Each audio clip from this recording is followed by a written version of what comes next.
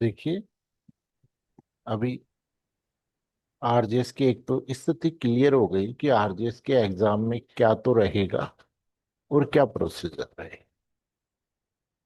जो honourable supreme court ने decision दिया है, उसमें हॉनरेबल सुप्रीम कोर्ट ने ये कहा कि भाई आपका 3 साल का एक्सपीरियंस होना जरूरी है।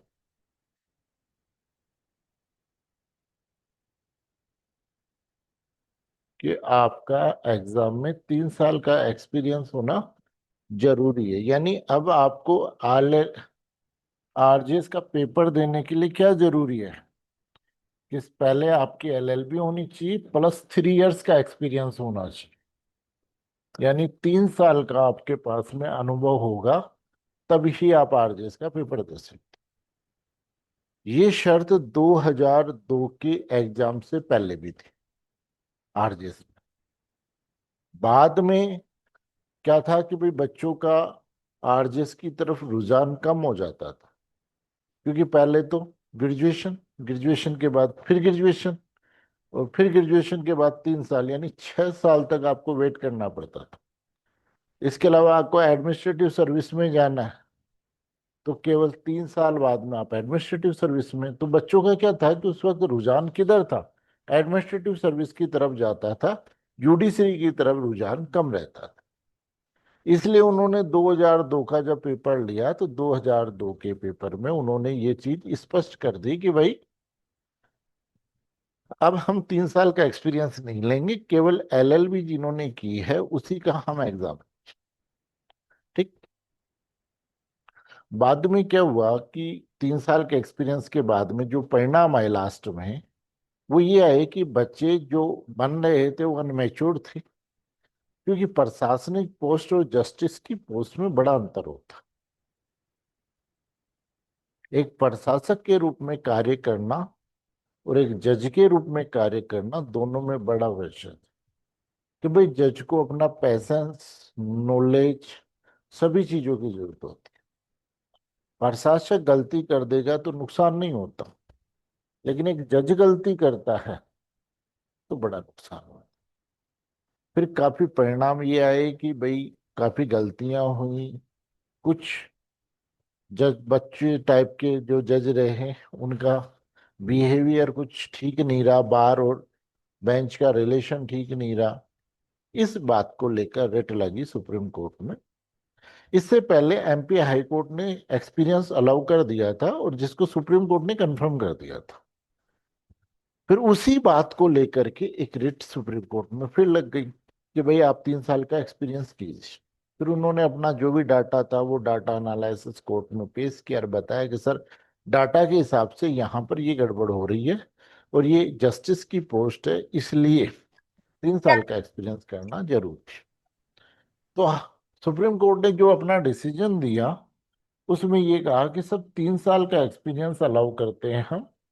और 3 साल का एक्सपीरियंस कहाँ से काउंट होगा? जिस दिन आपने बार में रजिस्ट्रेशन करवाया है, बार काउंसिल ऑफ राजस्थान में जो आपका रजिस्ट्रेशन है, उससे 3 साल काउंट होंगे। ठीक। फिर 3 साल का अनुभव कैसे साबित होगा? तो इन्होंने कहा कि जो 10 इयर्स की जिनकी प्रैक्टिस होगी एडवोकेट की, वो आपका एक्सपीरियंस सर्टिफिकेट देगा। जैसे हम वो करते हैं, इंटर्नशिप करते हैं, इंटर्नशिप में जज क्या करता है, आपको जो एक्सपीरियंस सर्टिफिकेट देता है वो 3 साल का एक्सपीरियंस सर्टिफिकेट। फिर उस एक्सपीरियंस सर्टिफिकेट के बेस पे जो वहां के डिस्ट्रिक्ट जज हैं, वो, या जो भी प्रिसाइडिंग जज है, जैसे मान लो हेडक्वार्टर पे आप कर रहे हो तो डीजी साहब करेंगे, और मान लो जहां पर केवल मजिस्ट्रेट का कोर्ट, वहां वो जज, मजिस्ट्रेट, उस बात का सर्टिफिकेट देगा कि ये 3 साल से यहाँ पर क्या कर रहे हैं, एक्सपीरियंस। तो कहने का मतलब ये है कि आप एक्सपीरियंस फर्जी नहीं बना सकते, आपको एक्सपीरियंस। तो इसलिए पहली चीज तो ये है कि आप थोड़ा बहुत कोर्ट में जाओ तो किसी एडवोकेट जिसके सीनियर कोई भी जानकार हो, अपना वकालतनामे में अपना नाम लिखवाना शुरू कर दो। भाई इसलिए कि कल को जो भी जज आपको सर्टिफिकेट दे रहा है, वो ये कह सकता है कि ठीक है, कम से कम 3 वकालतनामे दिखाओ जिसमें आपका नाम। नहीं, जैसे एडीजे में 7 साल का एक्सपीरियंस है तो 10 डिसाइडेड जजमेंट मांगते हैं। 3 साल के एक्सपीरियंस में इतना हो सकता है कि जजमेंट नहीं मांगे, क्योंकि 3 साल में तो जजमेंट होना मुश्किल है। नहीं, उसका होता है बेटा, वकील का थोड़ी होता है। जो भी होगा वो, है ना। बेटा आप जो वकालतनामा पेश कर रहे हैं, पावर पेश कर रहे हो, वो कोर्ट को पेश कर रहे हो, जज को पेश नहीं कर रहे, है ना। तो आप पहली चीज तो ये है कि भाई जो भी अपने सीनियर हैं जिनसे आप जानते हो, वहां वकालतनामा में अपना नाम लिखवाना शुरू कर दो कि कल को मान लो कंडीशन कर दे तो। एक एआईबी की स्थिति इन्होंने क्लियर नहीं की। इन्होंने केवल ये कहा है कि जो रजिस्ट्रेशन की डेट है उससे, है ना, एआईबी का अगर पेपर नहीं दिया है तो एआईबी का पेपर दे करके उसको पास कर। नहीं, वो ज्यादा बड़ी चीज नहीं है, लेकिन एआईबी का पास होना भी क्या है, जरूरी है। तो एआईबी भी दे करके आप पास कर लो। अभी स्थिति क्लियर नहीं हुई है कि मान लो किसी का 3 साल का एक्सपीरियंस हो गया और एआईबी क्लियर है कि नहीं है, और उसे एक्सपीरियंस में क्योंकि क्या कह रहे हैं कि भाई आप जब तक एआईबी पास नहीं करोगे तब तक आप केस के लायक नहीं रहोगे कि आप वकालतनामा पेश नहीं कर सकते। नहीं, तो बात वो है कि आपका एआईबी भी पास होना जरूरी है। हाँ, ये अगर देखा जाए तो इनडायरेक्ट रूप से एप्लीकेबल है कि आपको ये करना ही पड़ेगा। तो अब यानी आपको अगर आरजेएस का पेपर देना है तो एलएलबी के साथ में 3 साल का एक्सपीरियंस होना जरूरी है। तभी ही आप क्या कर सकते हो, आरजेएस का पेपर दे सकते। ठीक। उसके बाद में जो कोर्ट ने दी क्या, सबसे बड़ी राहत हमारे को दी, वो सबसे बड़ी जो राहत दी वो राहत ये थी कि इस बार का जिन जिन्होंने विज्ञप्ति आउट कर दी उनके लिए ये कहा कि ये जो जजमेंट है क्या होगा, रेट्रोस्पेक्टिव इफेक्ट नहीं दिया जाएगा। यानी अब तक की जो भी वैकेंसी आ गई उन पे ये लागू नहीं होगा। इन फ्यूचर में जो भी वैकेंसियां हैं उनके ऊपर लागू होगा। यानी अभी ये इन पे लागू नहीं होगा, केवल उन वैकेंसियों पर लागू। आगे बात, तो ये क्लियर है कि अब कहने का मतलब है, अब सबसे बड़ी चीज ये है कि हमारे पास मौका है इस वैकेंसी को पास कर। लेकिन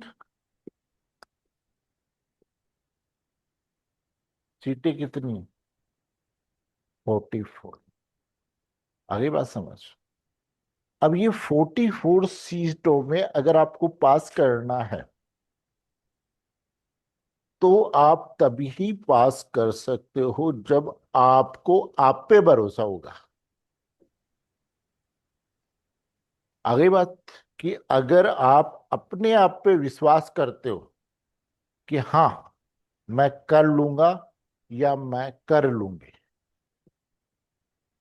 तो आप 44 में पास करते हो। और अगर आपके दिमाग में 1% भी ये है कि यार केवल 44 से सीटें हैं, मेरा क्या होगा, तो फिर नहीं हो सकता भाई साहब। फिर फिर क्या है, फिर नहीं हो सकता। कि अगर आप ये सोचते हो कि केवल 44 सीटें हैं और मेरा होगा, तो 44 सीटें अगर आपने मन में ये धारणा कर लिया, यानी आपने अपने आप पे डाउट कर लिया, तो फिर नहीं। मैं ये नहीं कह रहा कि आप ओवर कॉन्फिडेंट हो। देखो कोई भी लड़ाई है वो रणनीति से जीती जाती है। एक बात बताओ कि मेवाड़ के जो राजा थे वो ज्यादा ताकतवर थे या मुगल ज्यादा ताकतवर।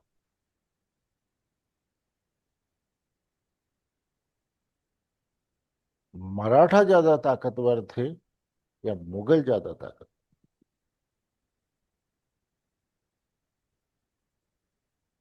बेटा मुगलों की रणनीति थी, ताकत तो मराठा में और राजपूतों में ही थी। आप ये मानो, अगर वहां का इतिहास देखे जाए तो साइज में याद था, लेकिन उनकी लड़ाई रणनीति की लड़ाई थी। वो क्या कर रहे थे, लड़ाई रणनीति से करते थे, हर चीज का प्लान बना करके आगे बढ़ रहे थे। और हम केवल हमारी ताकत के भरोसे थे कि आके तो देख, हम ये कर देंगे। इसलिए हमें पढ़ाई तो करनी है, लेकिन पढ़ाई में पहली चीज तो देखो, अगर आपको सफलता पानी है तो अपने आप पे भरोसा करना पड़ेगा कि मैं कर सकता हूं या मैं कर सकता। अगर आपके दिमाग में ये डाउट रहेगा कि यार मेरा कहाँ, इतनी सारे लोग फॉर्म भरे हैं, 50,000 लोगों ने फॉर्म भरे हैं, 44 सीटें हैं, 1,000 पर एक आदमी है, मेरा नंबर कहाँ आएगा। अगर आपके दिल में ये विश्वास है तब तो फिर रहने दो।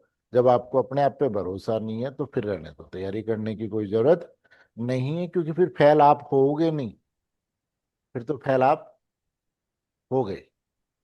लेकिन अपने आप पे भरोसा है कि हाँ, मैं कर लूंगा या मैं कर लूंगी, तो फिर आप आरजेएस के लिए आगे बढ़ सकते हो।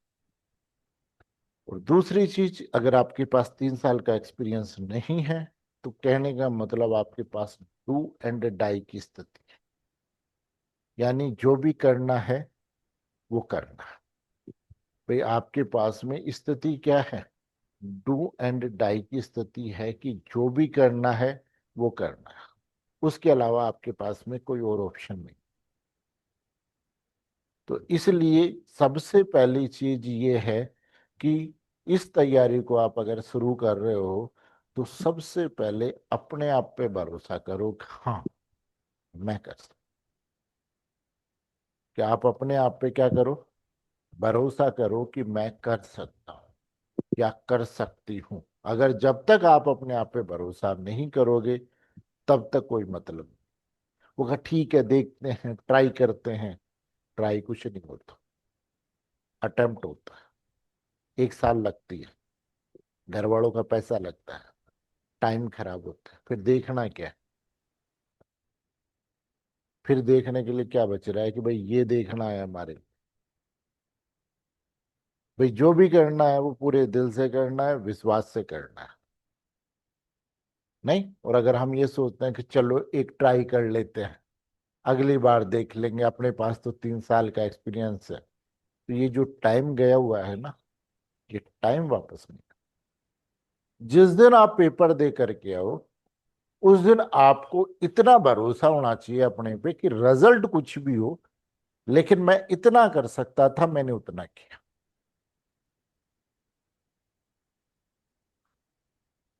आगे बात समझ में नहीं, अपने प्रति विश्वास रखो, अपने प्रति ईमानदार, तब तो आप आरजेएस की यात्रा में आगे बढ़ो।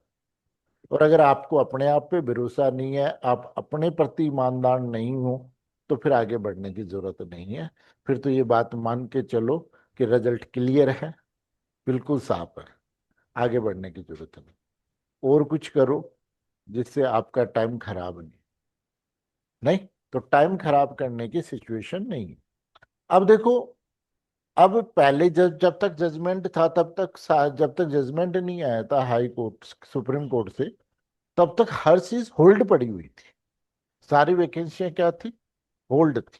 अब स्थिति क्लियर, तो अब कभी भी अपना पेपर हो सकता है। तो ये बात मान के चलिए कि नेक्स्ट मंथ जून का है, तो जून में छुट्टियां रहती हैं, तो जून में तो कुछ होगा नहीं, होगा जो जुलाई की या तो एंड में या अगस्त के महीने के अंतर्गत होगा, या तो जुलाई एंड या अगस्त के मिड या सेकेंड वीक तक शायद हो सकता है कि आपका प्रीलिम्स का एग्जाम करवा लें।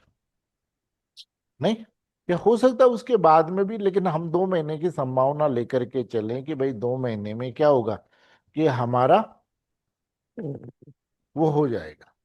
ठीक, या 2 ढाई महीने की जो भी संभावना है उसको लेकर के हम हमारी तैयारी को शुरू करते हैं।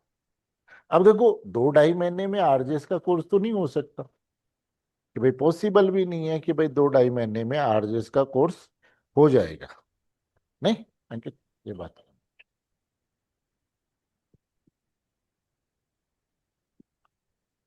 है ना, कि 2 महीने में हमारा आरजेएस का कोर्स हो जाएगा। लेकिन ये है कि भाई अभी सबसे पहली चीज तो ये है कि जो पुराने स्टूडेंट है जिन्होंने तैयारी कर रखी है, उनका जो सबसे बड़ा द्वंद है वो ये है कि इस बार हाई कोर्ट ने सिलेबस चेंज किया और कुछ ऐसे एक्ट जोड़े हैं जो पुराने सिलेबस में नहीं थे। अगर हम उन सब की बात करें तो सबसे बड़ी जो हमारी समस्या है नए एक्टों को लेकर के, वो एक तरफ तो आईपीसी है और दूसरी तरफ बीएनएस, फिर सीआरपीसी है और ये बीएनएसएस, और फिर एविडेंस एक्ट है और इधर भी ये 1872 है और ये भारतीय एविडेंस 2020। अब जब सिलेबस बन रहा था तब सभी लोगों की ये थी कि भाई ये तो हट जाएंगे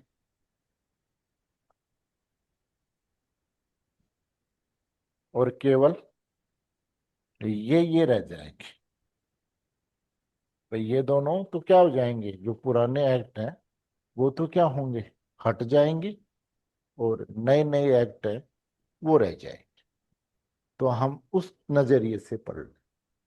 लेकिन जो सबसे बड़ा कंफ्यूजन आता है जो अब तक के पेपरों में हुआ है, वो सबसे बड़ा कंफ्यूजन ये है कि ये दोनों ही सिलेबस का पार्ट, जो सिलेबस का पार्ट है उसका पार्ट, इनका जो लास्ट सेक्शन है सारे एक्टों का, वो ये कह रहा है कि 1 जुलाई 2024 से पहले के जो भी मामले हैं उन पर आईपीसी, सीआरपीसी और पुरानी एविडेंस अप्लाई हो, और उसके बाद के मामले इन नए एक्टों से क्या होंगे, गवाह।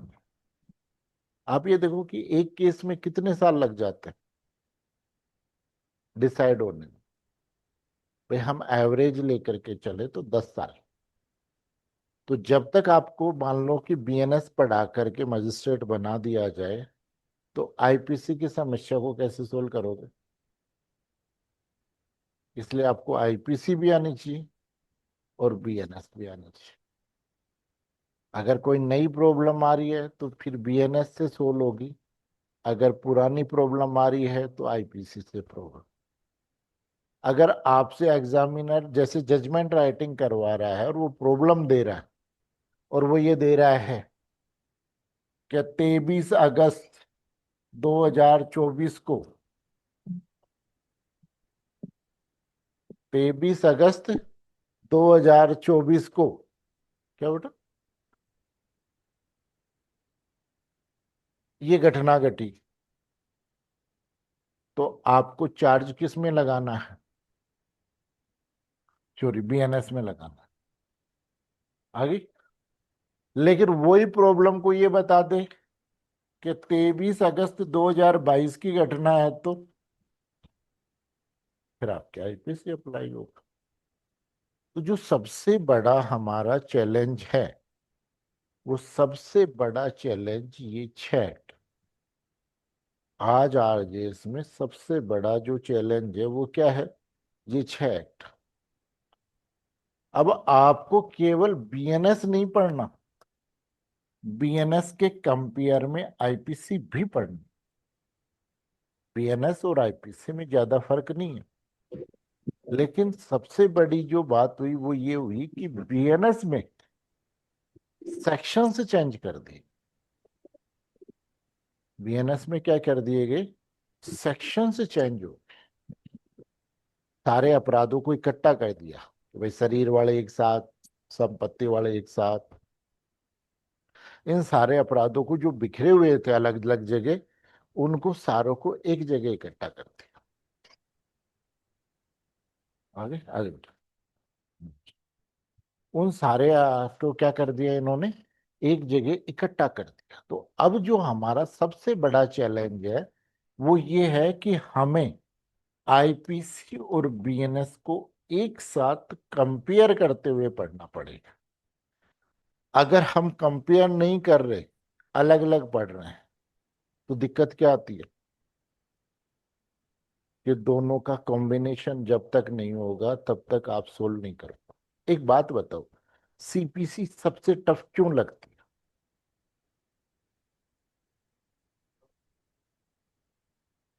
वो दो पार्टों में बटी है। एक तरफ तो उन्होंने सेक्शंस दे रखे हैं, एक तरफ रूल्स दे रखे हैं, है ना? तो हम क्या करते हैं, जब पढ़ते हैं तो पहले सेक्शंस पढ़ते हैं, फिर रूल्स पढ़ते हैं। तो अंत में फिर लास्ट तक ये होता है कि अब कुछ भी पता नहीं है।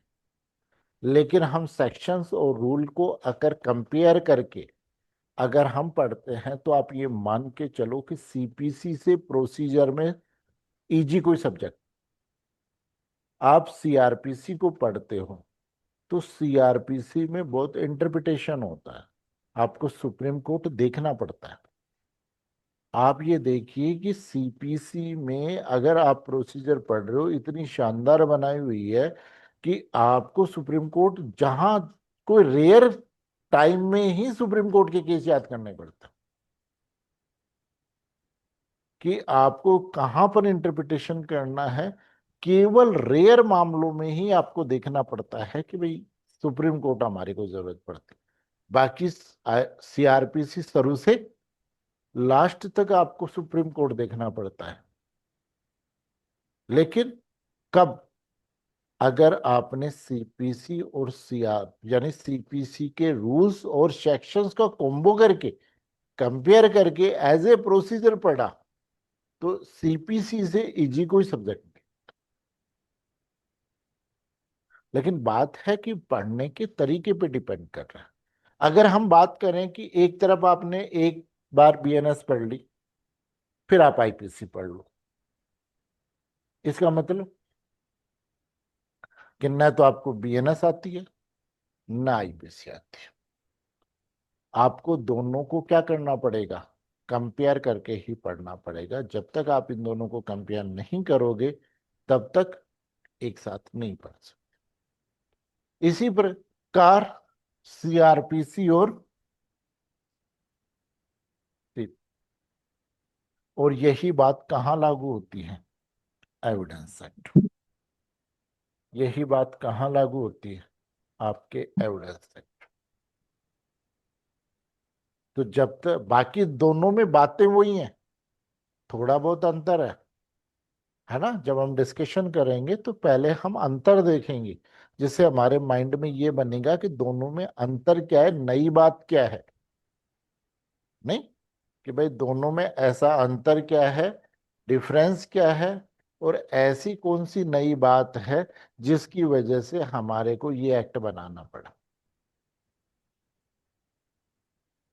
नहीं, तो हमारा सबसे बड़ा जो चीज है इस आरजेएस को पास करने के लिए, उसमें सबसे बड़ा योगदान है इन तीन सब्जेक्टों की कंपेयर स्टडी। अगर ये कंपेरेटिव स्टडी आप अगर कर रहे हो किसकी, इन तीनों सब्जेक्टों की, तो ये बात मान के चलो कि औरों से आप बेस्ट। देखो, कंपटीशन में सब पढ़ते हैं। कंपटीशन को पास करने के लिए केवल अपनी लाइन को बड़ा करना होता है, कि और क्या कर रहे हैं उनसे हमें थोड़ा सा आगे करना। ठीक। देखो, जब क्रिमिनल कोई भी केस होता है कोर्ट में चलता है, तो क्रिमिनल में प्रोसिक्यूशन जो होता है ना, उसको अपना मामला बियॉन्ड डाउट प्रूव करना होता है। ठीक। और जो अच्छे एडवोकेट होते हैं ना, किसके, डिफेंस के, वो कुछ नहीं करते। वो क्या, प्रोसिक्यूशन जो ला रहा है उसमें केवल डाउट क्रिएट करते हैं, कि उसकी बात में डाउट पैदा कर दो बस, अक्यूज अपने आप ही बरी हो जाए। आप ये देखो, अच्छे जो क्रिमिनल लॉयर है बहुत कम है। लॉयर बहुत है, लेकिन अच्छे क्रिमिनल लॉयर बहुत कम है।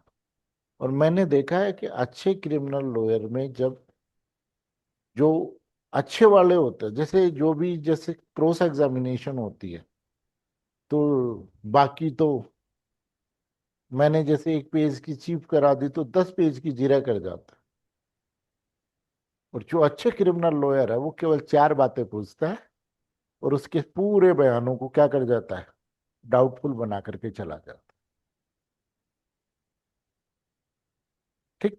तो जो अच्छा क्रिमिनल लॉयर होता है वो कभी भी इतना प्रयास नहीं करता, केवल अपने लॉ के बेस पे जो भी स्टेटमेंट आया है उस स्टेटमेंट में केवल क्या करता है, बाकी जो लॉयर हैं वो क्या करते हैं, हर बात को डिनाइल कराने की कोशिश करते हैं, जिसमें वो कम से कम 10 बार एक्सेप्ट कर जाता है कि हाँ यही बात हुई थी। तो वो चीफ में भी हो गई, वही बात जीरे में भी हो गई, वो कोरोबरेशन करवाता है।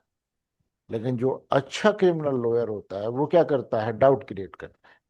हमें भी क्या करना है, हमें भी वो करना है जो सब करते हैं, लेकिन उन सबसे थोड़ा सा एक्स्ट्रा करना है कि भाई उनके जो आए उनसे हमारे 10 नंबर ज्यादा है। भाई हमें भीड़ के साथ चलना है, लेकिन हमारी तैयारी को इतना रखना है कि भीड़ से 10 नंबर ज्यादा आ जाए, क्योंकि सिलेक्शन के लिए 10 नंबर एक्स्ट्रा चाहिए, तभी आपका क्या होगा, सिलेक्शन होगा। तो इसका मतलब, कहने का मतलब, हमें हमारी जो पढ़ाई करनी है वो एक रणनीति से करनी है। यानी आपको अपनी जो आरजेस की स्टडी का मैप है वो पहले तैयार करना पड़ेगा कि मेरे को किस प्रकार से आगे बढ़ना। तब तो आप जीतोगे। और आप ये सोचते हो कि लो मैं आज सीआरपीसी भी पढ़ लेता हूँ, आज मैं सीपीसी भी पढ़ लेता हूँ, मैं आज एविडेंस भी पढ़ लेता हूँ, आज मैं ये भी पढ़ लेता हूँ, बाद में पता चला कि क्या आता है, वो का आता कुछ नहीं है, सिलेबस पूरा है। तो सिलेबस पूरा करने से नहीं होता, बात है कि आप जो भी पढ़ रहे हो वो एक पर्टिकुलर एक रणनीति से बना करके, और अगर आपकी रणनीति ठीक है तो सिलेक्शन पक्का होगा। लेकिन सबसे ज्यादा जो जरूरी है वो क्या, अपने आप पे भरोसा। अगर अपने आप पे भरोसा नहीं है तो बेटा पढ़ा ही नहीं जाएगा। किताब उठाओगे तो भी किताब बुरी लगेगी कि अरे यार थोड़ी देर में देख। लेकिन अगर आप पे भरोसा है तो आप अपने आप बुक उठा लोगे कि हाँ मेरे को करना है, मेरे को आगे बढ़ना है, मेरे को करना है, और मैं कर सकता हूं या मैं कर सकती हूँ। ये आपका विश्वास आपको आगे बढ़ाए। लेकिन जीत के लिए सबसे ज्यादा जरूरी होता है कि आपको अपने आप पे भरोसा। अगर दिमाग में ये डाउट आ गया कि यार 44 सीटें, मेरा कहाँ से नंबर आएगा, तब तो फिर तो रहने दो, जरूरत ही नहीं है आगे तैयारी करने की। अगर आपके दिमाग में इक्वेशन आ जाता है या अपने आप पे इतना भरोसा है तो फिर रहने दो, टाइम वेस्ट करने की जरूरत। इसके बजाय और कुछ कर लो। नहीं, बीएड कर लो। नहीं, लेकिन अगर आपको आरजीएस के लिए बनना है तो फिर आपको अपने आप पे सबसे पहला भरोसा डेवलप करना पड़ेगा कि हाँ भाई मैं कर सकता हूँ, मेरे से हो जाएगा। ठीक है। तो सबसे पहला हमारे को जो सिलेबस है उसका जो सबसे बड़ा पोर्शन है वो क्या है, ये 3 एक्ट। इन 3 एक्ट को आपको कंपैरेटिवली, यानी आपको इन तीनों का कंपेयर करते हुए तैयारी करनी। और अगर ये तीनों तैयार हैं तो आप ये मानो कि औरों से कम 4 नंबर आगे चलेंगे। ठीक। आप इतना मैं भरोसा दिलवा सकता हूं कि जो और पढ़ाते हैं उससे कई गुना ज्यादा पढ़ाओ, और प्रैक्टिकली आपके दिमाग में डाल दूंगा, कहीं आप कंफ्यूजन नहीं हो। नहीं। फिर उसके बाद में हम बात करते हैं कि जो नेक्स्ट पुराने सिलेबस की बात करें, तो पुराने सिलेबस में सबसे पहले हम सिविल की बात करते हैं। तो सिविल में क्या क्या था, पहला कॉन्स्टिट्यूशनल लॉ, पहला क्या था? Constitutional law. कॉन्स्टिट्यूशन और कॉन्स्टिट्यूशनल लॉ में क्या फर्क है बेटा? हाँ, कैसे?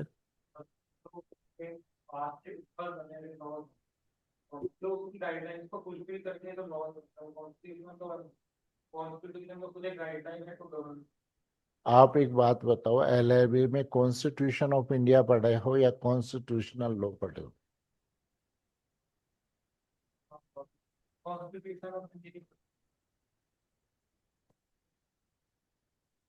बेटा दो चीजें होती है, कॉन्स्टिट्यूशन और constitutional law. Constitution of India का मतलब होता है सिंपल बेयर एक्ट, जो हमारी संविधान सभा ने हमारे को बना के दिया था। कितनी तारीख को? 26 नवंबर को। 26 नवंबर 1949 को जो हमारी कॉन्स्टिट्यूशनल असेंबली ने हमें बना के दिया, वो था कॉन्स्टिट्यूशन ऑफ इंडिया। उसके बाद में कुछ हुआ, क्या हुआ? एक तो अमेंडमेंट हुए कॉन्स्टिट्यूशन के अंतर्गत, और कॉन्स्टिट्यूशन का इंटरप्रिटेशन हुआ। तो जो कॉन्स्टिट्यूशन ऑफ इंडिया है वो केवल बेयर कॉन्स्टिट्यूशन होता है, जो विधायिका ने बनाया। और bare constitution of India plus amendment plus interpretation of constitution equal constitutional. समझ गए? तो हम क्या पढ़ते हैं? कॉन्स्टिट्यूशन ऑफ इंडिया नहीं, कॉन्स्टिट्यूशनल लॉ पढ़ते। हमारे को क्या पढ़ाया जाता है?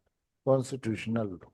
जब यहाँ पर राजस्थान यूनिवर्सिटी में जब इंटरव्यू हुआ, किसके? प्रोफेसर के, मैं असिस्टेंट तेरी बात प्रोफेसर कर के रहा हूँ, अगर इंटरव्यू हुए थे। नंबर मिला फोन तो ये करा दियो। क्वेश्चन पूछा गया, तुझे वाले और अच्छे आप ये आठ बात सौ मान के बात चलो कि मैं किसी करूँ। एक ने भी ये उत्तर नहीं दे के आया। वो जो परात में तो नाम तो है ना? बात वही है कि लाल जैसे को बड़ा हमें छोड़ कई बार पूछते हैं कि क्या पढ़ रहे, वो कहा साहब लो पढ़ रहे। इज ना द लो? पर सही दे। क्या हाँ लो? लो लो है? नहीं, या तो फिर हम कह देते साहब विधि है, या विधि है तो आज विधि क्या है, वो कहा साहब लो है।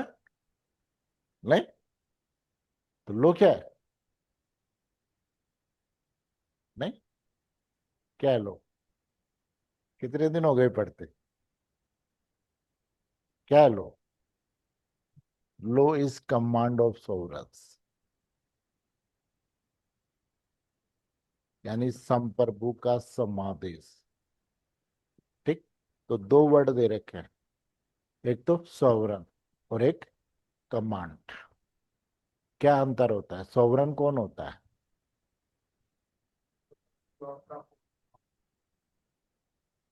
बेटा? जैसे मान ले कल को मोदी को उसने, ट्रंप ने फोन किया कि बंद कर, अरे बंद भगवान। के वाकई नहीं हुआ, तो हम सॉवरन नहीं है?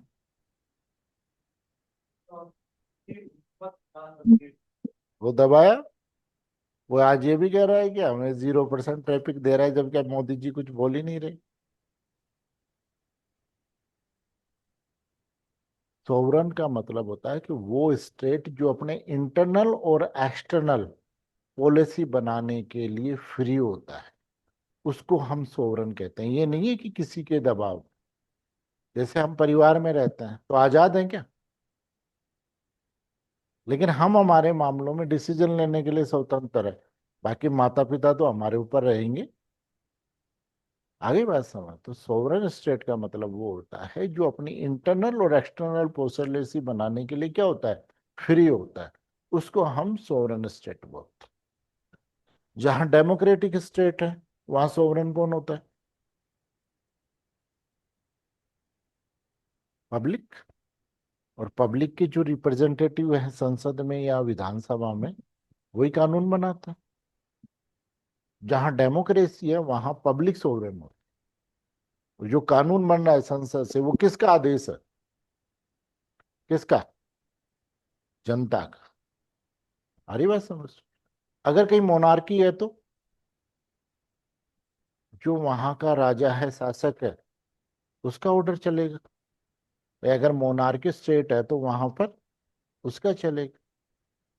जहां ब्यूरोक्रेटिक है वहां जो भी सिस्टम में उनका शासन चलेगा, ब्यूरोक्रेसी में। तो कहने का मतलब जिसका शासन है वो सोवरेन है। और दूसरा वर्ड दे रखा है command of sovereign. Order of command में अंतर होता है। क्या फर्क होता है ऑर्डर और कमांड में?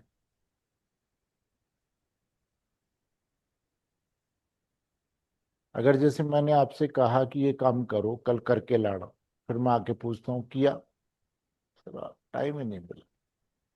अब मैंने तो ऑर्डर दिया था, तो ऑर्डर को तो डिसओबे किया जा सकता है, लेकिन कमांड को कभी डिसओबे नहीं किया जाता। कमांड हमेशा हायर अथॉरिटी द्वारा सबऑर्डिनेट्स को जारी की जाती है। और दूसरा कि अगर उसे फॉलो नहीं किया गया है तो उसके बदले में पनिशमेंट का प्रोविजन होता है। समझ गए? तो कमांड ऑफ सोवरेंस। समझ गए? तो ये क्या है? लॉ है। तो कई बार क्या होता है कि बेसिक बातें होती हैं, तो हम कॉन्स्टिट्यूशन नहीं बल्कि क्या पढ़ रहे हैं, कॉन्स्टिट्यूशनल लॉ। यानी पहला हो गया। दूसरा जो सिलेबस में था वो कौन सा है?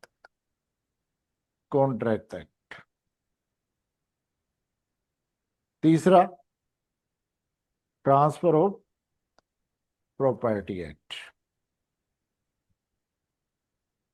फिर जो चौथा था वो कौन सा था?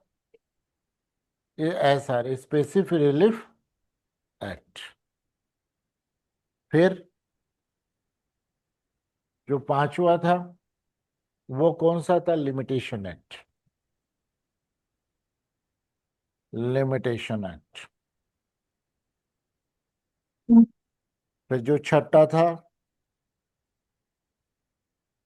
सीपीसी। जो सातवां था रेंट कंट्रोल एक्ट। फिर उसके बाद आठवां है इंडियन एविडेंस एक्ट, यानी एविडेंस एक्ट। और बस यही थी सिलेबस में भाई। पुराना जो सिलेबस था उसमें ये सब्जेक्ट दिए हुए थे।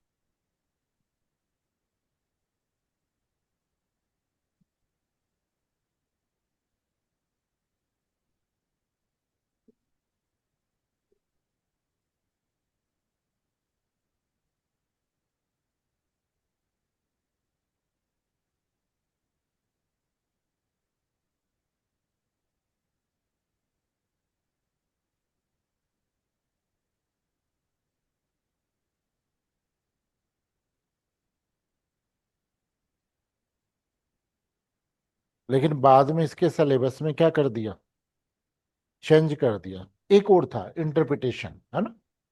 नवा सब्जेक्ट कौन सा था? इंटरप्रिटेशन, है ना? तो ये आपके सिलेबस में दिए हुए थे। फिर सिलेबस के बाद में इन्होंने अब चेंज कर दिया। एक कौन सा बच गया? एंट्री, है ना? ये 9 सब्जेक्ट। अब इन्होंने जो नए सब्जेक्ट और डाले हैं वो क्या क्या डाले हैं? सबसे पहले आपका इंडियन, सॉरी भारतीय, भारतीय एविडेंस, सॉरी साक्ष्य, साक्ष्य अधिनियम 2023। भाई जो पहला इन्होंने शब्द सिलेबस में डाला वो कौन सा डाला? फिर उसके बाद में इन्होंने दूसरा जो सब्जेक्ट किया वो हिंदू। नेक्स्ट सब्जेक्ट इन्होंने डाला हिंदू। हिंदू लॉ में इन्होंने जो हिंदू एक्ट के 4 एक्ट थे उनको इन्होंने सिलेबस में डाला। पहला मैरिज एक्ट, दूसरा सक्सेशन एक्ट, तीसरा अडॉप्शन एंड मेंटेनेंस एक्ट, और एक गार्जियनशिप एक्ट। ये एक्ट इन्होंने क्या किया? गार्जियनशिप और मेंटेनेंस एक्ट, है ना? ये एक्ट इन्होंने हिंदू लॉ के नए सिलेबस में डाल दिया, तो यानी एक हिंदू लॉ को इन्होंने जोड़ दिया। फिर उसके बाद में इन्होंने पार्टनरशिप एक्ट को क्या कर दिया, सिलेबस का पार्ट बना। फिर इन्होंने क्या किया, एक नया सब्जेक्ट जोड़ दिया, पार्टनरशिप। फिर कोर्ट फीस और सूट वैल्यूएशन एक्ट।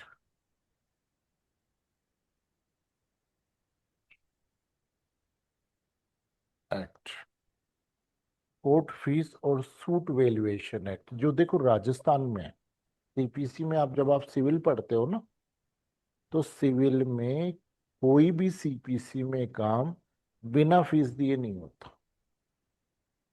तो इसलिए इन्होंने राजस्थान में एक एक्ट बना रखा है, कौन सा, कोर्ट फीस और सूट वैल्यूएशन एक्ट, जिसके अंतर्गत हमें सूट की वैल्यूएशन कितनी लेनी है। जैसे मान लीजिए मेंटेनेंस का केस है, और मेंटेनेंस के केस में हमें फीस पे करनी है। कितनी फीस पे करनी है। अब एक आदमी को, महिला को मेंटेनेंस कब तक मिलेगी ये कोई निश्चित थोड़ी होता है, 20 साल मिलेगी, 50 साल मिलेगी, या मान लो अगले साल ही शादी कर ली, 6 महीने बाद में ही डिवोर्स लेने के बाद। तो जो आप मांग रहे हो उसका 1 ईयर का कैलकुलेशन करके उसके अकॉर्डिंग फीस पे होती है। तो ये होता है वैल्यूएशन का। जैसे मान लीजिए हम जमीन की कोई भी सूट ला रहे हैं, मान लीजिए सपोज करो कि ये मकान है, और इस मकान का मैं रिकवरी सूट ला रहा हूँ। तो उस रिकवरी सूट के लिए इस मकान की वैल्यूएशन क्या होगी। तो इसकी वैल्यूएशन के लिए उन्होंने दो प्रिंसिपल दिए। देखो हर जगह एक होती है डीएलसी एक्ट। क्या होती है, डीएलसी रेट, जो मार्केट, वो इसकी मार्केट वैल्यू को शो करती है कि ये इसकी मार्केट वैल्यू। तो दो चीजें हैं कि भाई मान लीजिए सपोज करो कि यहाँ कीमत चल रही है 1 लाख रुपए गज। ठीक, करीब 100 गज की वो कोई बात है, तो लाख के हिसाब से 1 करोड़ रुपए हो गए। लेकिन आप तो ये कह रहे हैं कि नहीं साहब, मैंने तो इसको 50 लाख रुपए में खरीदा, तो मैं जो वैल्यूएशन करूंगा सूट की वो 50 लाख रुपए होगी। तो कौन सी लगेगी, जो रजिस्ट्री में लिखी हुई है वो, या जो मार्केट की रेट है वो, कौन सी के अकॉर्डिंग। इन्होंने ये कहा कि जो भी ज्यादा है उसके अकॉर्डिंग वैल्यूएशन ली जाएगी। अगर रजिस्ट्री में ज्यादा है, मार्केट वैल्यू कम है, तो, और रजिस्ट्री में कम है और मार्केट वैल्यू ज्यादा है, तो सूट वैल्यूएशन उसके अकॉर्डिंग किया जाएगा। तो एक मजिस्ट्रेट या जुडिशियल ऑफिसर के नाते आपकी ड्यूटी है कि आपको कोर्ट फीस और सूट वैल्यूएशन एक्ट के बारे में क्या होना चाहिए, पता होना चाहिए। वे सिविल का जो भी सूट आता है, सेक्शन 7 ऑर्डर 7 रूल 11 पढ़ा आपने सीपीसी में। क्या कोर्ट क्या कर देगा, किसी भी केस को सेट असाइड, अपास कर देगा, खारिज कर देगा, किस ग्राउंड पे। दे रखा है ऑर्डर 7 रूल 11 में। क्या दे रखा है कि भाई सबसे पहली चीज तो कोज ऑफ एक्शन अराइज ही नहीं होता। ठीक, दूसरा जो केस है वो इलीगल है। ये चौथा कि आपने कोर्ट की सूट की वैल्यूएशन सही नहीं की है। फिर वो कहता है कोर्ट में सूट की वैल्यूएशन तो सही की है, लेकिन कोर्ट फीस प्री पेमेंट नहीं की है, या 2 कॉपियों में नहीं दिया है। आगे बात समझ में, या ऑर्डर 7 रूल 9 की कंप्लायंस नहीं की है, तो इस कंडीशन के अंतर्गत दिया हुआ है। तो ये क्या है, किसी भी सूट को सेट असाइड कराने के लिए जो सेक्शन 7 11 में एप्लीकेशन लगती है, वो सबसे ब्राउन ग्राउंड है क्या, सूट वैल्यूएशन और कोर्ट फीस। अब एक बात बताओ, पूरी सिविल का जो सबसे पहला दावा होता है, कोई भी कोर्ट में केस आता है, केस के साथ ही सेक्शन 7 11 की एप्लीकेशन आती है। कम से कम ये तो पता हो कि भाई मामला सूट की वैल्यूएशन ठीक है कि नहीं है। तो इसलिए आपको सूट वैल्यूएशन और कोर्ट फीस एक्ट दिया हुआ है। फिर दूसरा जो सबसे खतरनाक काम किया वो ये गलत था कि एडीजे में भी कुछ चैप्टर दिए हुए हैं जो इम्पोर्टेंट है, जो इसका संबंध जुडिशरी से है। कौन से? लैंड रिवेन्यू एक्ट के अंदर एडीजे में भी 4-5 चैप्टर दे रखे थे, लेकिन आरजेएस में इन्होंने क्या है कि पूरा लैंड रिवेन्यू एक्ट दे दिया, है ना, है ना। सेक्शंस भी बहुत है, तो इसने लैंड रिवेन्यू, लेकिन ध्यान रखना जो भी क्वेश्चन आएगा, रिवेन्यू एक्ट में दो प्रकार की प्रोसीजर होती है। एक होती है कौन सी? जो एग्जीक्यूटिव मजिस्ट्रेट रेवेन्यू कोर्ट द्वारा की जाती है, एक जो जुडिशियल कोर्ट द्वारा की जाती है। तो स्पेशली जो दोनों की मिक्स वाली प्रोसीजर होती है ना, क्वेश्चन वहीं से पुट अप किए जाते हैं। लेकिन ये जरूरी है कि आपके सिलेबस में इन्होंने लैंड रिवेन्यू एक्ट दिया, लेकिन लैंड रिवेन्यू एक्ट को इनको इतना बड़ा नहीं देना चाहिए था। आपको जो काम के थे, जैसे एडीजी में दे रखे हैं, एडीजी में इन्होंने 3-4 चैप्टर दिए थे, वो 3-4 चैप्टर में इन्होंने करवाया नहीं। फिर उसके बाद में इन्होंने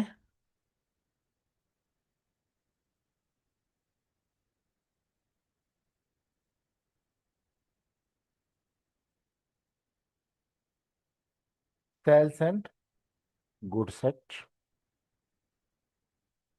फिर उसके बाद में Mohammedan law, sales and goods act और मोमडन लॉ, नहीं, ये इन्होंने सिलेबस में डाल दिया। और लास्ट ऑर्डर और जजमेंट।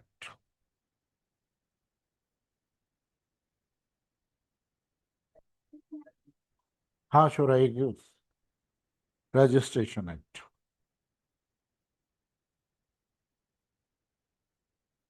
ये इन्होंने सिलेबस का क्या कर दिया, आपको बना के दे दिया। तो यानी कितने एक्ट थे आपके पास?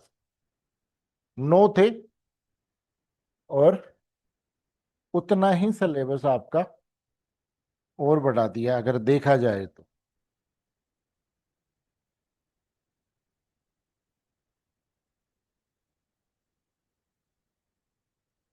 उतना ही सिलेबस आपका इन्होंने और बढ़ा दिया। 17 सब्जेक्ट आपके किस में कर दिए? सिविल के अंतर्गत। ठीक है, यानी आपको एविडेंस भी पढ़ना है सिविल के लिए, और राजस्थान, ओ सॉरी, भारतीय साक्ष्य अधिनियम भी पढ़ना है। आपको दोनों एक्टों को क्या करना है? तैयार करना है। तो जितना आपका सिविल का सिलेबस पहले था, उतना ही सिविल का सिलेबस और जोड़ दिया आपके लिए तैयारी करने। है।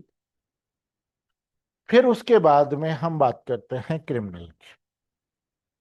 हम बाद में बात करते हैं क्रिमिनल के सर्वे से।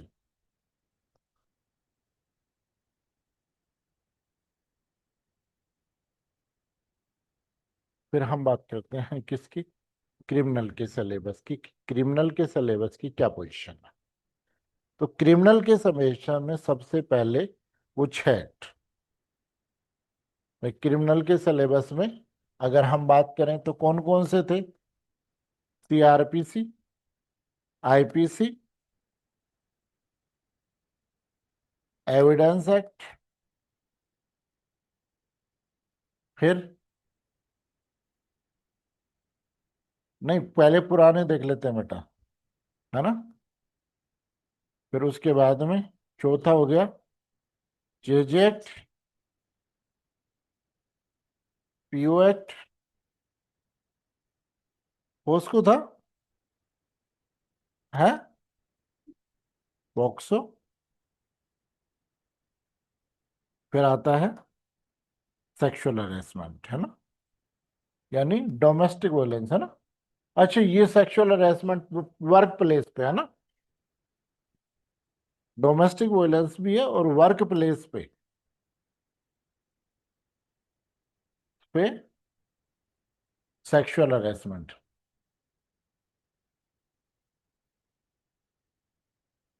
और 9वां था डिसेंट।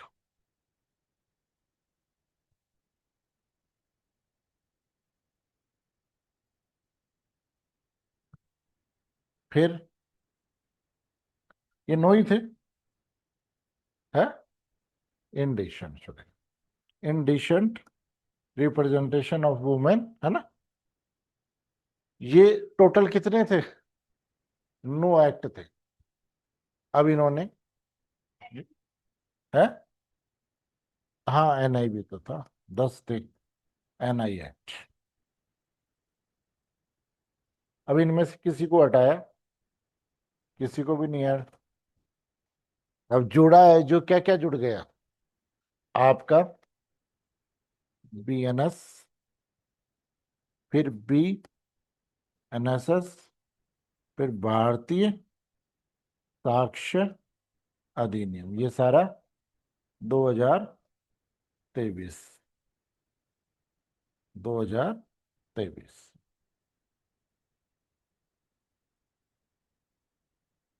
और फिर 14 राजस्थान स्थान एक्साइज एक्ट 1915, 1950। ठीक। और है पूरा, क्या चाहते? आईटी एक्ट, हाँ। लेकिन हाँ यहाँ इतना है कि हम इतना कर लेंगे बेटा कि जहां से क्वेश्चन पूछता है ना, वहां का, है ना, कि भाई जहां जरूरत है वहां तक का हम, तो ये सिलेबस बना दिया आपका। नहीं, सबसे बड़ी जो किया वो एक तो ये कि आईटी एक्ट को ये स्पेसिफाइड कर देते कि भाई केवल हम क्रिमिनल जो ऑफेंसेस से संबंधित है उन्हीं मामलों में देखें। एनआई भी पूरा कर दिया।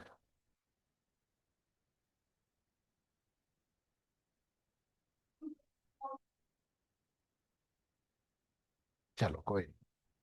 तो अब इन्होंने क्या कर दिया कि इस सिलेबस को क्या कर दिया, बढ़ा दिया। और फिर लास्ट में किसकी बात कर रहा है? चार्ज फ्रेमिंग,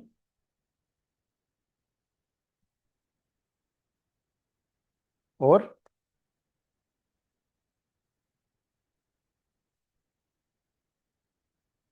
राइट,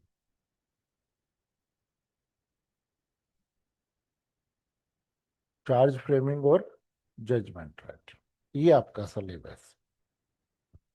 आगे, तो सबसे पहली चीज तो हमने सिलेबस देखा, सिलेबस बढ़ा है नहीं, लेकिन सबसे पहला चीज को क्या जरूरत है?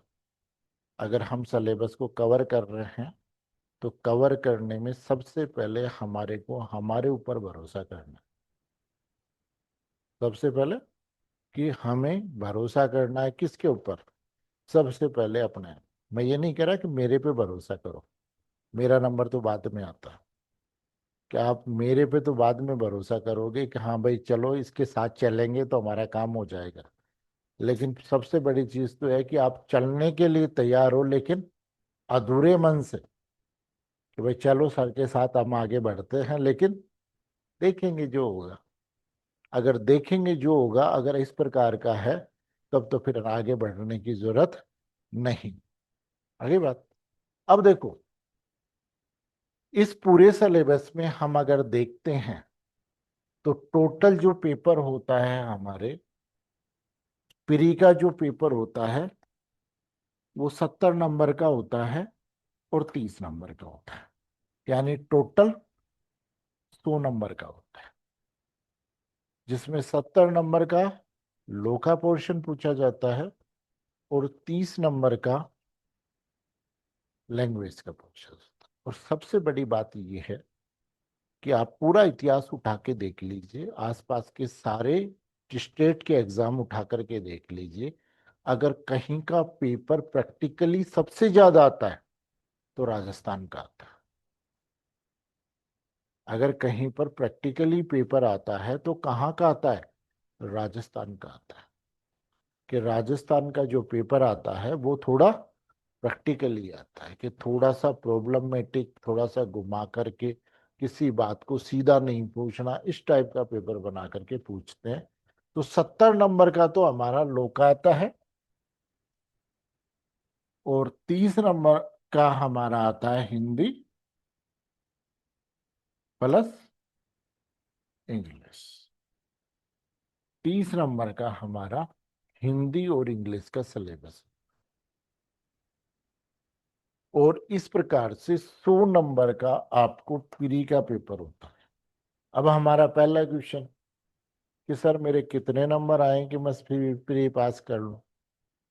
तो एक चीज ध्यान रखना, जो पेपर का नेचर होता है उस नेचर के अकॉर्डिंग डिसाइड। जैसे इस बार एपीपी का पेपर हुआ, हर व्यक्ति ने मेरे से पूछा कि सर कितना आएगा। मैंने पेपर को देखा, देखने के बाद मैंने कहा है कि यार 70 से आसपास रहेगी कट ऑफ, या तो 70 से 2 नंबर ऊपर या 70 से 2 नंबर नीचे। तो बाकी सबने, जैसे गोविंद सर ने, अरविंद सर, ये सब ये कह रहे थे कि सर बाकी तो सारे ये कह रहे हैं 78 79 से, 80 से कम वालों को तो सोचना ही नहीं चाहिए, आप 70 क्यों बता रहे हो? तो मैंने कहा कि भाई मैं 70 इसलिए बता रहा हूँ कि मेरे को पता है। वो कहा जेलों में तो इतनी चली गई थी। मैं कहा जेलों के टाइम आरपीएससी की स्थिति और ही थी। जब जेलों का पेपर हुआ था उस वक्त आरपीएससी की स्थिति अलग थी। नहीं कि कुछ लोगों को प्रिविलेजेस भी दिया जा रहा था, लेकिन इस बार एसओजी के हाथ में है। प्रिविलेज वाले कहाँ हैं? जेल के अंदर हैं। तो इसलिए आप ये मान के चलो कि ये पेपर है वो साफ सुथरा हुआ है। और अगर साफ सुथरा हुआ है तो मेरिट 70 ही जाएगी। एक तो वो आदमी जिसके पास पहले ही पेपर पहुंच जाए, और एक जो साल भर से पढ़ रहा है। दोनों का अगर कंपेयर किया जाए तो जीतेगा कौन? है जिसके पास पेपर है वो कल शाम को निकाल लिया, दूसरे दिन काले ही तो करने हैं। उसको तो सोचने की जरूरत ही नहीं है। तो इतना मान के चलो कि मैं का एसओजी का इतना दबाव था, किस प्रकार की कोई व्यवस्था नहीं थी, इसलिए कट ऑफ इससे ज्यादा नहीं जाए। तो हमेशा पेपर की जो नेचर होती है उस नेचर के अकॉर्डिंग ही क्या होता है, कट ऑफ जाती है। पहले प्राइमरी डिसाइड मत करो कि कितनी कट ऑफ जाए। आप ये बात मानो, हम प्राइमरी, चलो ये तो माइनस मार्किंग नहीं है। जब हम एपीपी का पेपर देने गए थे उससे पहले जो कट ऑफ गई थी वो जनरल की गई थी 82 और ओबीसी की गई थी 79। 2008 का जो एपीपी का पेपर हुआ था उसमें ये वैकेंसी गई थी। फिर एक मेरा मित्र है, उसने पिछली बार दिया था लेकिन वो कुछ नंबरों से फेल हो गया था। फिर वो एक तैयारी फिर शुरू कर दी। फिर जब आगे पेपर, जब 2011 की एपीपी का पेपर हुआ तो बड़ा टफ सा पेपर आया। तो टफ पेपर आया तो उसने करीब क्वेश्चन किए 65 सही। फिर 65 क्वेश्चन सही करने के बाद उसके दिमाग में क्या आया कि यार पिछली बार तो इतनी गई थी और मेरे तो 65 ही सही हो रहे हैं। फिर उसने क्या किए, बचे कुछ 35 और कर दी, और ये 65 से आ गया 55 या 56 नंबर पे।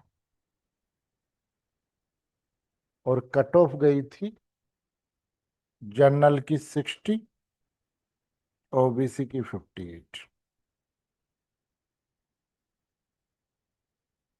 और बाद में 2 नंबर और कम हो गई थी, 58 जनरल की आ गई थी।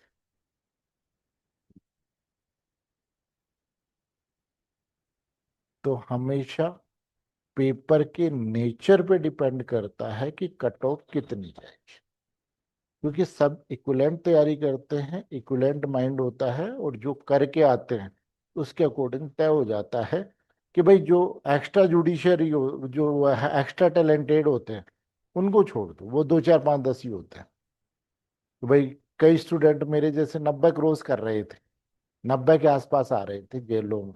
तो कहो सर उसके तो 90 है, तो आप 70 की बात कर रहे हो। अरे तो मैं क्या, ऐसे पूरे राजस्थान में ढूंढोगे तो कितने मिलेंगे? ज्यादा से ज्यादा 100, 50, 2200 पास होंगे। नहीं।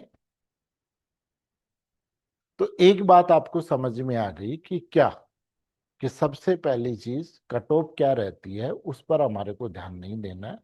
हमारे को हमारी पढ़ाई पे ध्यान देना है। ठीक। उसके बाद में जो दूसरी सबसे बड़ी चीज है, वो बात करते हैं हम मेंस की।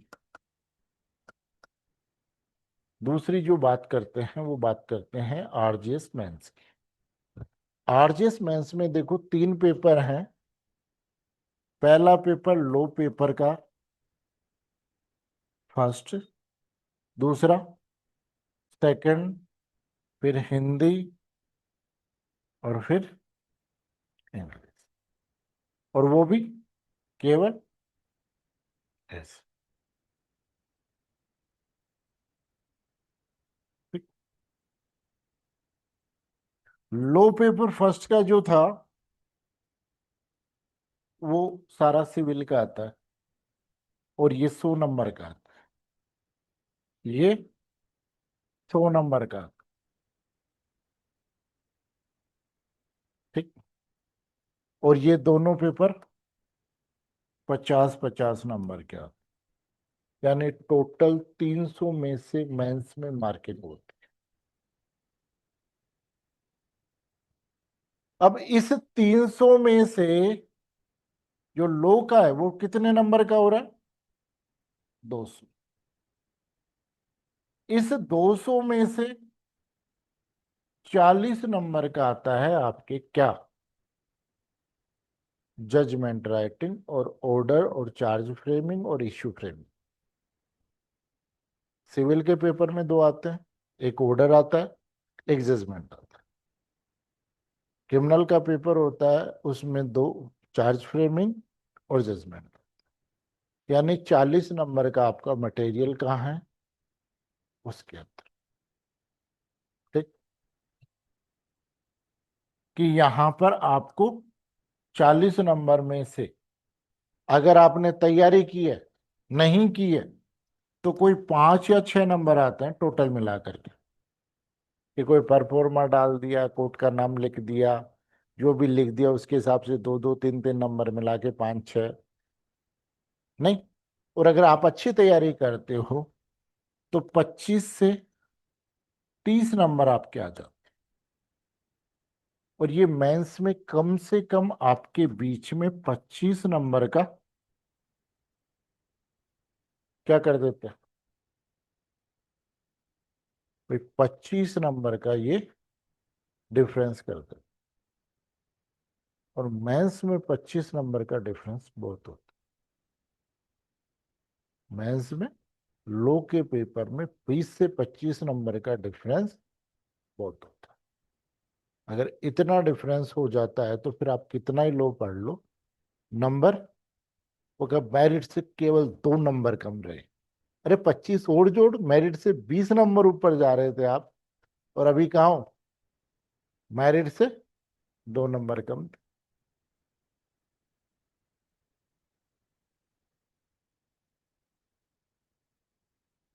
फिर उसके बाद में हम बात करते हैं एसे की। तो आजकल आरजेस के पेपर में एसे का लेवल, पहले तो ये पूछते थे ग्लोबिक वार्मिंग बताओ, नहीं राजस्थान में पर्यटन बताओ, राजस्थान का स्थापत्य बताओ। आजकल क्या है कि जो ऑनरेबल सुप्रीम कोर्ट ने जजमेंट दिए हैं, उनमें किसी बात को इंटरप्रिटेशन किया है, उस इंटरप्रिटेशन पे क्वेश्चन पूछता है। ये लो, अब ये बताओ। जैसे पिछली बार इन्होंने एक राजस्थान आए, सुप्रीम कोर्ट का एक डिसीजन था जिसमें क्या था कि एक राजस्थान का कांस्टेबल था, उसको मर्डर केस में बरी कर दिया। क्या हो गया? एक्विटल हो गया। और एक्विटल होने के बाद में उसने राज्य सरकार के यहाँ एक एप्लीकेशन लगाई कि साहब मैं इस केस में बरी हो गया, इसलिए मेरे पर जो केस से संबंधित डिस्क्वालिफिकेशन है नौकरी लगने में, वो खत्म हो गई है, इसलिए मेरे को नौकरी लगाया जाए। डिपार्टमेंट वालों ने उसे नौकरी नहीं लगाई। वो मामला चला गया सुप्रीम कोर्ट। सुप्रीम कोर्ट ने ये कहा कि देखो भाई, जजमेंट दो प्रकार के होते हैं। एक जजमेंट जिसमें कि ये फाइंड आउट किया आता है कि आपने कोई अपराध नहीं किया, और दूसरा जजमेंट इस प्रकार का जिसमें ये लिखा होता है कि प्रोसिक्यूशन मामले को बियॉन्ड डाउट प्रूफ नहीं कर पाया, इसलिए बेनिफिट ऑफ डाउट के आधार पर आपको क्या कर रहे हैं, एक्विटल कर रहे हैं। तो अगर आपको कोर्ट ने ये डिसीजन दिया है क्या कि आपने कोई अपराध नहीं किया, यानी एब्सोल्यूट रूप से आपको एक्विटल कर रहे हैं, तो आप क्वालिफाइड हो, आप डिसक्वालिफाइड नहीं हो जॉब के लिए।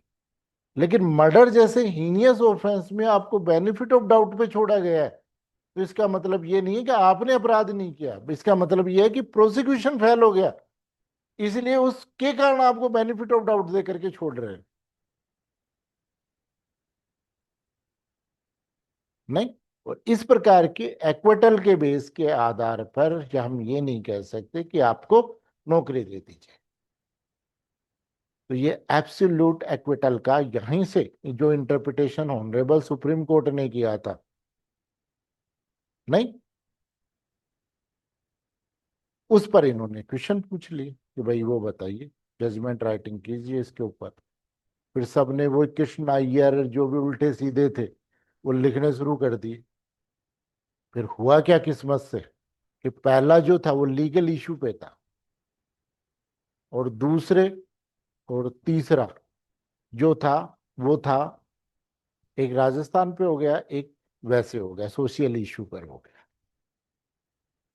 अब इन्होंने जो परीक्षा का एग्जामिन का प्रोफॉर्मा बनाया, वो परफॉर्मा में ये बनाया कि जो पहला क्वेश्चन है जो लो पे फ्रेम करता है, वो एक डीजे साहब को कॉपी दी कि आप चेक करो। पहला क्वेश्चन कौन चेक करेगा, जो लो पे है, वो एक डिस्ट्रिक्ट जज को, और बाकी दो लेक्चरर कॉपी चेक करेंगे। तो जो पहला था वो आपका एब्सोल्यूट क्या, एक्वेजेशन, एक्विटल है ना, उस पे आ गया, और सब ने वो तुक्के मारने शुरू कर दी। और जिन जज साहब ने कॉपी चेक की थी वो राजस्थान के मोस्ट इंटेलिजेंट जज।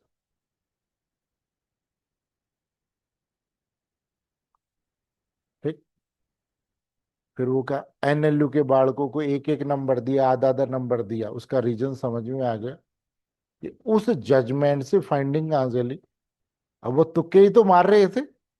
और एक, चलो, राजस्थान के नॉर्मल जज होता तो बात चल जाते कि वन ऑफ लर्नेड जज, जिसका नाम है राजस्थान की जुडिशरी में, उसने कॉपी चेक की थी, जो हर दूसरे दिन जजमेंट पढ़ता है। इधर जजमेंट आता है, सेकंड डे तो वो कोर्ट में पढ़ करके आते हैं कि ठीक है आज नई रूलिंग ये है। अब आप एक बात बताओ, किसकी कॉपी में वो मिला होगा, इसलिए फिर आपने क्या लिखा कि साहब इंग्लिश के अंतर्गत। अब जब पहले क्वेश्चन में एक नंबर दे दिया, और वो भी किसने दे लिया,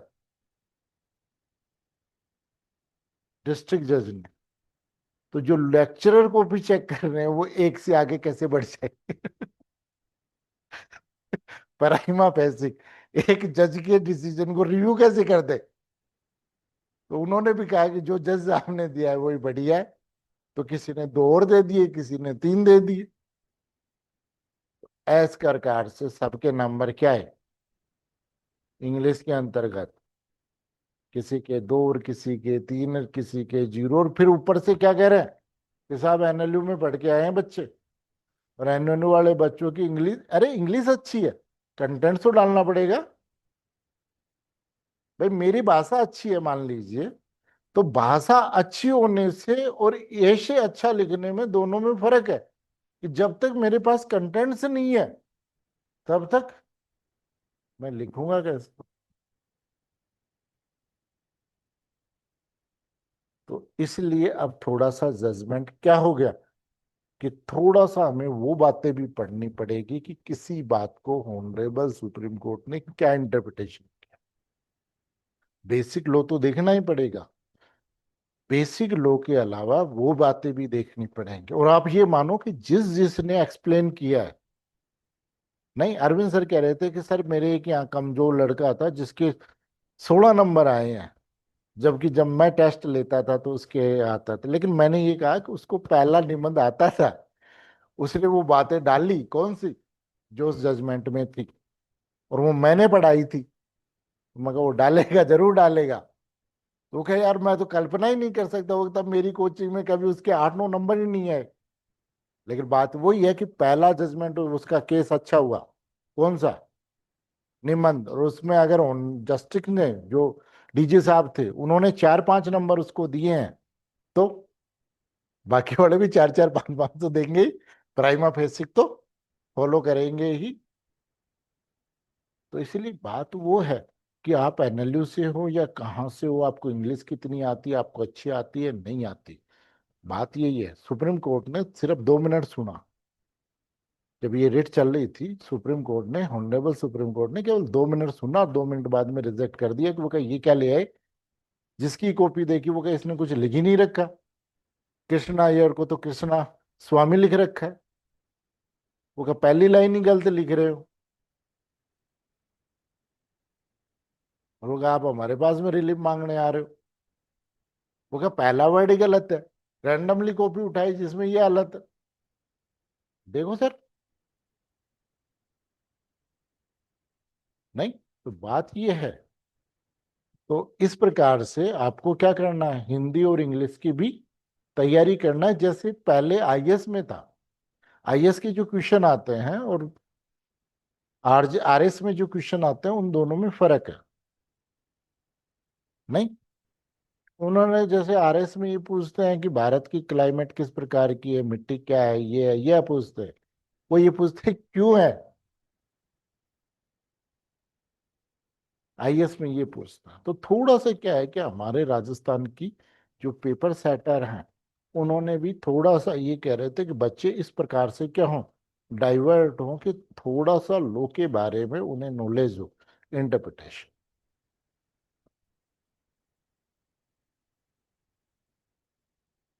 अब एक बात बताओ, अब आप वो कहते हो कि साहब जुडिशरी ने ये कर दिया, तो क्या आप, मैंने जो बताया क्या सही था क्या? कि भाई आपको लैंग्वेज का नॉलेज है, हम मानते हैं कि आपने एलएलएम एलएलबी की है, एनएलयू से की है, आपको इंग्लिश बड़ी फ्लुएंस में आती है। लेकिन हम इंग्लिश का टेस्ट थोड़ी ले रहे हैं, हम तो उस कंटेंट्स का टेस्ट ले रहे हैं कि वो जो कंटेंट्स हम आपसे पूछ रहे हैं वो आपको आता है कि नहीं आपको। और सबसे बड़ी चीज ये बात कि जिसने कॉपी की जज ने, वो राजस्थान का वन ऑफ लर्नेड डिस्ट्रिक्ट जज, नहीं, जिसकी ये खासियत है कि सेकंड डे वो कोर्ट में आता है तो उसको पहले दिन का पता होता है कि कौन सा जजमेंट आया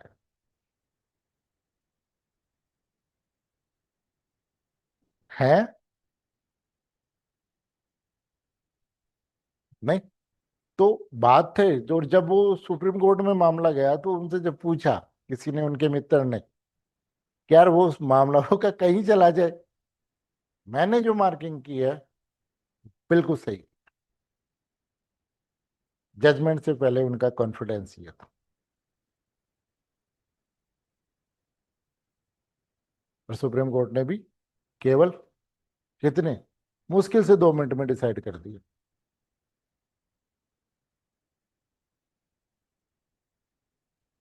चलो ठीक है, अब हम ये तो बात कर ली सिलेबस की, कि अब बात करते हैं कि हमें क्या करना है और अब हम क्या करेंगे। ठीक, तो देखिए सबसे पहली चीज है कि, सबसे पहली चीज तो वो है कि भाई अब जो लेटेस्ट में हमारा जो पेपर आ रहा है उसके लिए हम क्या करें।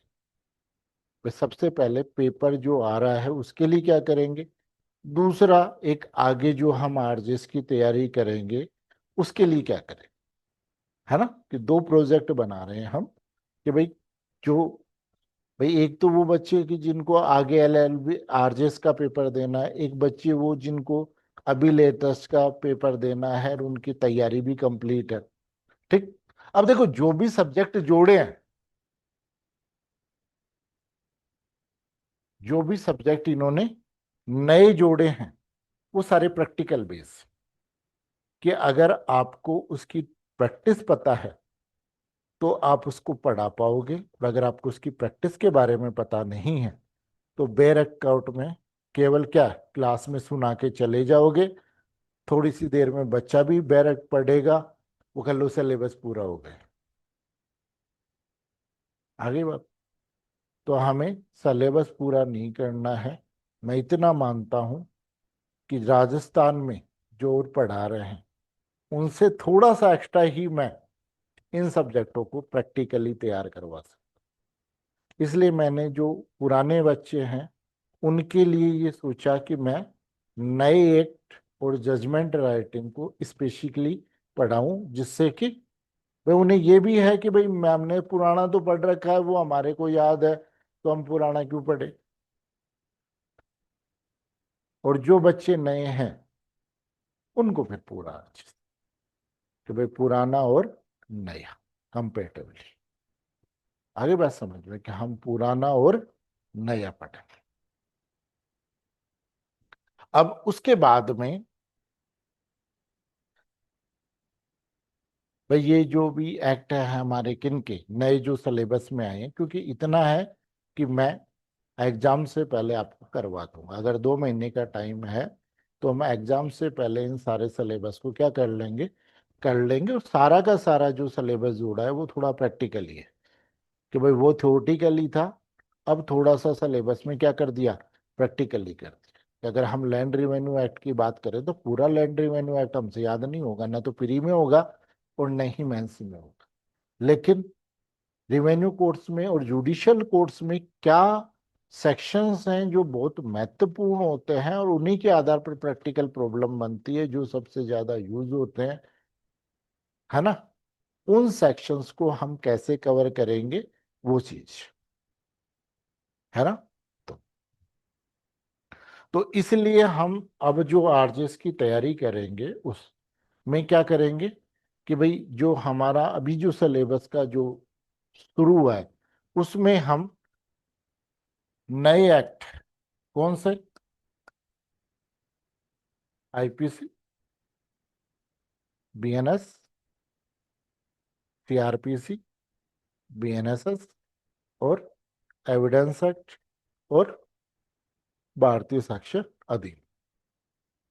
अब मैं ये तो नहीं कह सकता कि भाई मैं केवल नया एक्ट पढ़ाऊं, मैं नया एक्ट लेकर के बीएनएस केवल पढ़ा दूं, तो इसका मतलब आपके साथ सबसे बड़ा अन्याय तो यही है कि केवल बीएनएस पढ़ा दी, वही सीपीसी वाली हालत हो जाएगी कि हम क्या करते हैं कि सीपीसी को जब पढ़ते हैं तो सेक्शंस तो हम पढ़ लेते हैं, दिक्कत कहाँ आती है, रूल्स में। फिर रूल्स हम पढ़ते हैं तो 20 तक तो हिम्मत करके पढ़ भी लेते हैं, जितने भी ऑर्डर है 20 तक, तो 21 में जाते हैं तो क्या अब नहीं है भाई साहब, और उसके बाद के कभी पढ़े ही नहीं। और सीपीसी हमेशा क्या हो गया कि बहुत टफ है, लेकिन आप कंपेयर करके जब मैंने पढ़ाई है तो मेरे को लगता है कि जिन जिन ने मेरे से सीपीसी पढ़ी है उनके लिए सीपीसी इजी रही। कि जैसे कोर्ट में प्रैक्टिस में जैसे इजी सीपीसी यूज होती है, वैसे अगर हम सीपीसी को पढ़ते हैं तो, अब बात वही है कि यहाँ पर हमें आईपीसी और बीएनएस, अब मैं केवल बीएनएस आपको पढ़ाऊं तो वही बात हो गया कि आईपीसी, अब ये कहो कि साहब मेरे को आईपीसी आता है, लेकिन आता है लेकिन कंपेयर में भी आना क्या जरूरी है, कि दोनों है, बात तो वही हो रही है ना, कि कहाँ से कौन सी चीज निकल के आ रही है ना। तो हम इन दोनों सिलेबस सेक्शंस को क्या करेंगे, आईपीसी, सीआरपीसी और बीएनएसएस और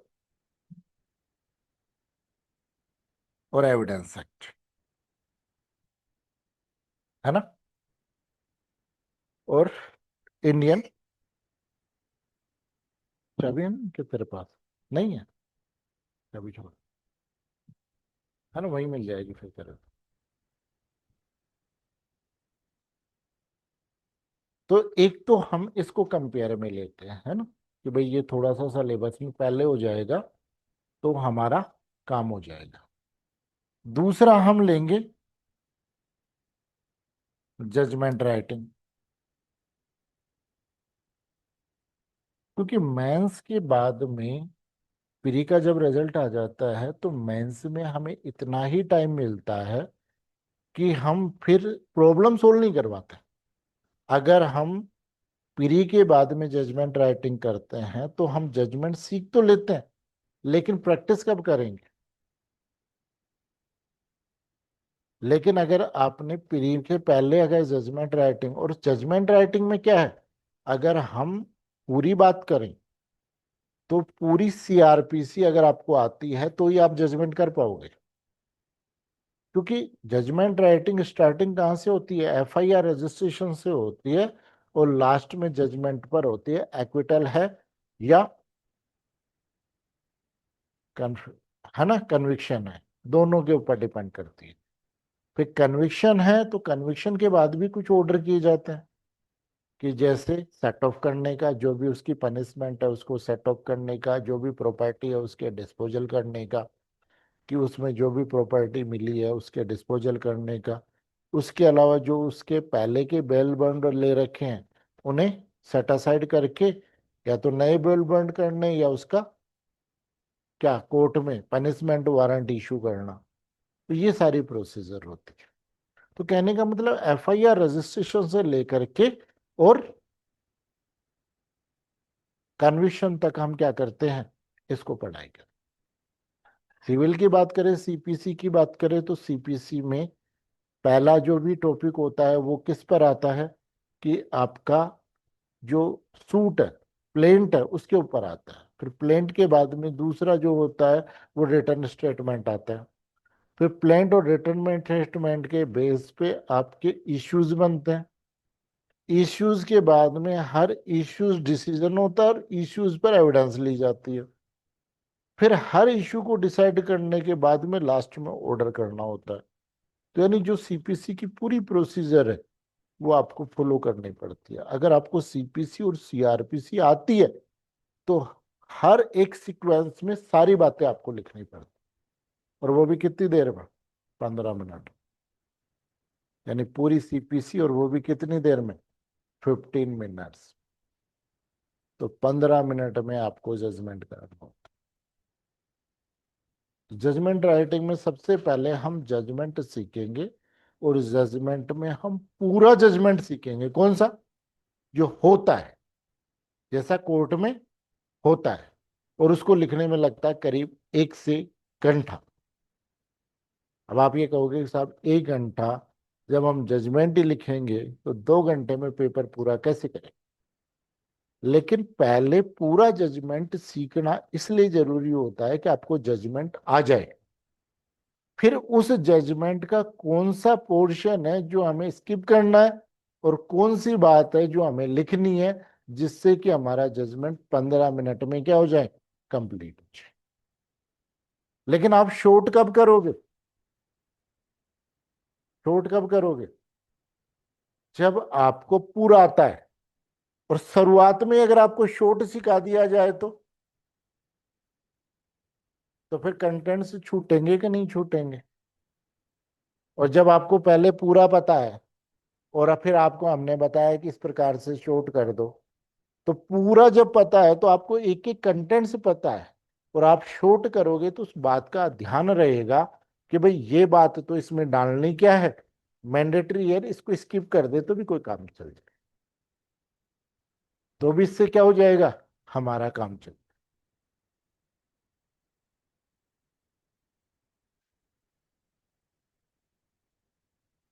आगे बात। तो इसलिए देखो, सबसे पहले हम आरजेएस की तैयारी कर रहे हैं, तो इस तैयारी में सबसे महत्वपूर्ण जो बात है वो ये है कि तैयारी स्टार्ट करने से पहले अपने आप पे भरोसा करना कि मैं कर सकता हूं या मैं कर सकते हूं। दूसरी बात कि हर चीज की शुरुआत जीरो से होती है। दूसरी बात कि हर चीज की शुरुआत कहाँ से होती है? जीरो से होती है। कि अगर आप जीरो से शुरुआत करोगे तो आगे बढ़ोगे। और आप ये सोचते हो कि मैं 10 से स्टार्ट करूं, तो 10 से तो स्टार्टिंग होती ही नहीं। तो जीरो से आगे बढ़ना है, रणनीति से हमें पढ़ना है। आगे बात समझ में? और इतना भरोसा दिला सकता हूं कि मैं जो भी नए सब्जेक्ट हैं और जजमेंट राइटिंग में औरों से अच्छी स्थिति में आपको कर दूंगा। तो न तो आपको प्री में दिक्कत आएगी और न ही आपको मेंस में दिक्कत आएगी। ठीक है, बाकी फिर हम कल जो भी नए एक्ट है, आप बीएनएस अपने साथ में लेकर के आना, बीएनएस और आईपीसी। हम उसके कंपेयर में इन सब्जेक्टों को पूरा करते हैं, बीएनएस और आईपीसी। तो कल से हम बीएनएस आईपीसी और उसके बाद में दूसरा जजमेंट राइटिंग कैसे करनी है उसको करेंगे। दूसरी क्लास उसको करेंगे, है ना? तो 3 दिन तक हमारी जो भी ये डेमो क्लासें हैं कि जिसमें हम पहले हमारी जो भी स्ट्रेटजी है या किस प्रकार से हमें हमारा आगे बढ़ना है उसकी रणनीति तैयार करनी है उसके बारे में करेंगे। और फिर हम रेगुलर क्लास लेंगे। ठीक है? तो कल हम बीएनएस में पढ़ेंगे और बीएनएस में हम ये देखेंगे कि ऐसी नई बात क्या है, क्योंकि उसको पढ़ने से ये फायदा होगा क्या कि जब हमें एक बार पता है कि बीएनएस में क्या कई बात है, तो जब हम पढ़ते हैं तो जैसे ही वहां पर हम पहुंचेंगे कि ये नई बात आई है, नहीं जैसे इसमें एक वो कर दिया क्या, कम्युनिटी सर्विस एक पनिशमेंट करते, और वो आईपीसी के केवल 4 ऑफेंसेस में कम्युनिटी सर्विस को क्या किया है, वो किया है पनिशमेंट के एक रूप में। अब जैसे मैंने आपको कहा कि 4 सेक्शनों में है क्या, कम्युनिटी सर्विस। तो जैसे जैसे हम 4 सेक्शनों पर जाएंगे तो हमारा अट्रैक्शन कहाँ बनेगा, उन 4 सेक्शनों पर बनेगा कि यहाँ पर कम्युनिटी सर्विस का भी क्या है, प्रोविजन।